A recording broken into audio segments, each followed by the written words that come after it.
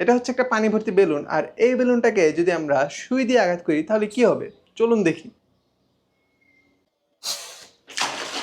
বেলুনটি ফেটে গেছে আর পানি সব নিচে পড়ে গেছে। কিন্তু এবার আমি ফিজিক্সের সাহায্যে এমন কিছু একটা করতে পারবো এই বেলুনের সাথে, যার ফলে এই বেলুনকে আমি এই সুই দিয়ে যদি আঘাতও করি, ছিদ্রও করি, তারপরেও বেলুনটি ফাটবে না। চলুন করে দেখি। আমি এবার আরেকটা পানি ভর্তি বেলুন নিয়ে নিলাম, তবে এবার এই বেলুনটির এই পাশে আমরা টেপ দিয়ে আটকে দিলাম, অর্থাৎ এখানে টেপ দিয়ে দিলাম।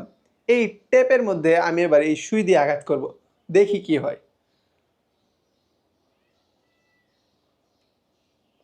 এই যে সুই কিন্তু আমাদের ভিতরে চলে গেছে, আর এটা দিয়ে পানিও বের হচ্ছে। এই যে পানিও বের হচ্ছে, কিন্তু বেলুন কিন্তু আমাদের ফাটেনি। এই পদার্থবিজ্ঞানের এই ম্যাজিকটি কিভাবে করলাম চলুন এবার ব্যাখ্যা করি। এটা হচ্ছে একটা বেলুনের স্বাভাবিক অবস্থা, অর্থাৎ স্বাভাবিক অবস্থায় একটা বেলুন এরকম চুপসানো থাকে। যেই মুহূর্তে আমরা কোনো পদার্থের মধ্যে কোনো বল প্রয়োগ করে তার আকারের পরিবর্তন ঘটাই, তখন তার মধ্যে একটা প্রতিরোধী বল বা পীড়ন জমা হয়। সেই জন্য যখন আমরা এই নর্মাল একটা বেলুনকে পানি দিয়ে ফুলিয়ে এই এতটুকু করে ফেলছিলাম, তখন তার মধ্যে একটা প্রতিরোধী বল বা পীড়ন জমা হয়েছিল, অর্থাৎ সেই পীড়ন চাচ্ছিল সেই বেলুনটাকে চুপসিয়ে আবার এই নর্মাল অবস্থায় নিয়ে আসতে। তাই যে মুহূর্তে আমরা ওই ফুলানো বেলুনটাকে সুই দিয়ে আঘাত করলাম, তখন বেলুনটা ফেটে চুপসিয়ে আবার সেই আগের অবস্থায় এসে পড়ছিল। কিন্তু যখন আমরা অপর একটি বেলুনে টেপ দিয়ে তারপর সেই বেলুনটাকে সুই দিয়ে ফুটো করলাম, তখন সেই বেলুনটি চুপসে আগের অবস্থানে যায়নি। এর কারণ হলো টেপটি সেই বেলুনটিকে শক্তভাবে ধরে রাখছিল, যার ফলে ওই জায়গার যে পীড়নটা ছিল তা সাম্য অবস্থায় চলে গেছিল।